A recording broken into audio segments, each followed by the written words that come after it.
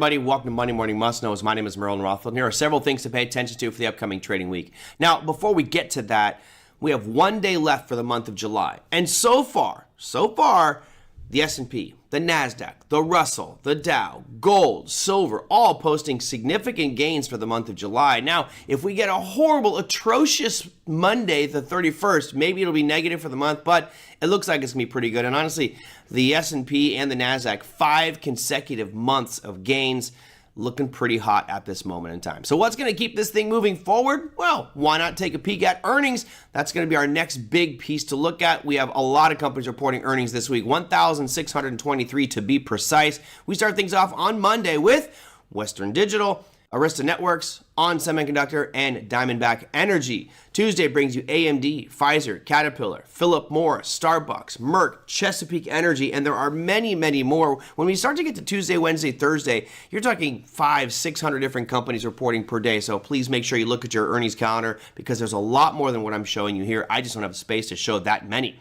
On Wednesday, you got CVS, Qualcomm, PayPal, Energy Transfer Partners, Kraft Heinz, and Shopify. And then the big daddy. Thursday is the big day, probably the biggest of this earnings season. Why? Because you got a double whammy of monster NASDAQ components, Apple and Amazon reporting. Also Alibaba, you've got Square or Block, Gilead Scientific, and ConocoPhillips. So Thursday afternoon, after market close, is going to be a big day, and that means Friday's session. Not with the earnings announcements like Berkshire Hathaway, Dominion Energy, and Enbridge, but with the results from Apple and Amazon causing all kinds of waves. We saw it last week when we had Microsoft report. There were some pretty big swings there with Google as well. So keep your eye on that Thursday night earnings announcement.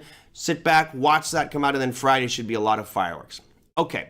So what's driving all this? Rates, interest rates to be precise. Now we had Jerome Powell last week on Wednesday, raised 25 basis points, and there's so much speculation right now about what are they going to do going forward. Many people feel that they're going to pause. Well, that's the odds-on favorite at the moment of this recording. It's about a 75 to 80% chance that we're going to see a pause at the next meeting, but that means there's some people that believe we're going to be going higher, and there might be one or two out there that think we're going to cut. Probably not going to cut yet, but we'll see what happens with that rate announcement at our next FOMC meeting. What I can tell you is that other banks around the world are watching us, and they have some rate announcements coming out.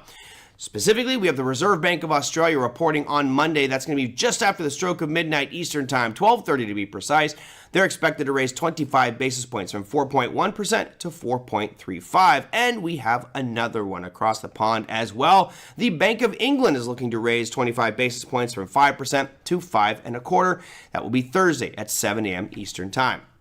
Now, as we look at this economic data and understand kind of where we're headed, again, the dual mandate from the Fed is full employment and stable prices. Well, inflation's coming down, so they're working on the stable prices part. What about full employment? And what exactly is full employment? Well, good news is we have some jobs data coming out. Actually, I think there's 4 or 5 pieces of jobs data coming out this week, and all of which could have an impact on our markets. Let's start things off at the top of the list here with JOLTS job openings. That's Tuesday at 10 a.m. Eastern Time. Move forward to Wednesday at 8:15 a.m. Eastern Time. You have ADP non-farm employment change. On Thursday at 8:30, unemployment claims. And then the big daddy on Friday, you're looking at the unemployment rate at 8:30 a.m. Eastern Time. Now, almost all of these, except for the JOLTS job openings, come out before the market opens. So keep your eye on that and see how those might impact the market on that specific trading day. They could cause a lot of volatility, specifically the Friday session. So what does the unemployment data look like? Well, from that peak in 2020 when we had the COVID pandemic going on, unemployment significantly higher, and we've been dropping ever since. Although the good news is we have flatlined here, and flatlining may be a good or bad thing, right? We don't know. When we put into context of where we are historically, 3.6% unemployment is historically low. We are in a great spot with regards to the unemployment rate. So this is important. Again, the Fed has a dual mandate, full employment and control prices. Well, this is a good sign that the Fed's policies and actions have been working. Now, we have this discussion about what is full employment. All we really know is that Janet Yellen and Ben Bernanke were targeting 5.5% as being full employment for the United States.